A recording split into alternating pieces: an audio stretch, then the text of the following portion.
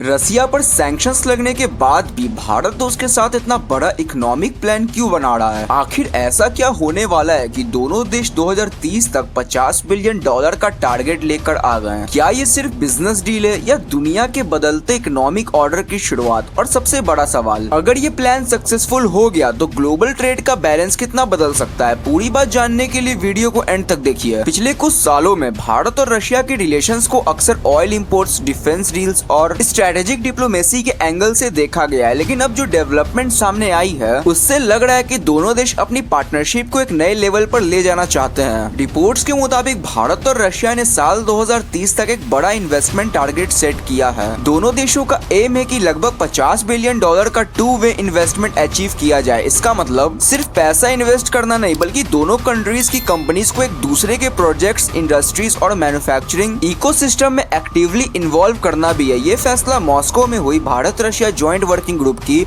Meeting के बाद सामने आई। इस मीटिंग में भारत की तरफ से DPIIT और रशिया के मिनिस्टर ऑफ इकोनॉमिक डेवलपमेंट के ऑफिशियल शामिल हुए हैं। साथ काम करने के लिए इनकरेज किया जाएगा। सबसे इंटरेस्टिंग बात यह है कि फोकस सिर्फ ट्रेडिशनल सेक्टर पर नहीं है। इस बार टारगेट फ्यूचर इंडस्ट्रीज है, जैसे advance manufacturing, green hydrogen, energy storage, metallurgy, mining, critical minerals और इमर्जिंग टेक्नोलॉजीज। यानी दोनों देश उन सेक्टर्स में इन्वेस्टमेंट बढ़ाना चाहते हैं जो आने वाले 10-20 सालों में ग्लोबल इकोनॉमी को शेप देने वाले हैं। भारत ने मीटिंग के दौरान अपनी स्ट्रेंथ्स को भी हाईलाइट की, जैसे rapidly growing manufacturing sector, skilled workforce और कंपैरेटिवली लो कॉस्ट प्रोडक्शन। ये फैक्टर रशियन कंपनीज के लिए अट्रैक्टिव हो सकते हैं, खासकर जब ग्लोबल सप्लाई चेन को डाइवर्सिफाई करने की बात हो रही है। इसी दौरान रशिया भारत इन्वेस्टमेंट फोरम भी ऑर्गेनाइज किया गया, जहां दोनों देशों की इंडस्ट्री रिप्रेजेंटेटिव ने long term investment, joint production और सप्लाई चेन कॉपरेशन पर डिस्कशन की है। इससे ये सिग्नल मिलता है कि पार्टनरशिप सिर्फ गवर्नमेंट लेवल तक लिमिटेड नहीं रहना चाहती, बल्कि बिजनेस लेवल पर भी एक्सपैंड करने की प्लानिंग है। एक और इंटरेस्टिंग प्रपोजल भी सामने आया था, जिससे making in Russia for India model के नाम से देखा जा रहा है। इस आइडिया को ऑब्जेक्ट ये है कि कुछ जरूरी प्रोडक्ट्स रशिया में मैन्युफैक्चरिंग किया जाए और उनसे भारत की डिमांड को सपोर्ट किया जाए। फर्टिलाइजर्स, माइनिंग और क्रिटिकल मिनरल्स जैसे सेक्टर इस मॉडल के लिए काफी इंपॉर्टेंट माने जा रहे हैं। अब सबसे बड़ा सवाल ये है कि 2030 तक $50 मिलियन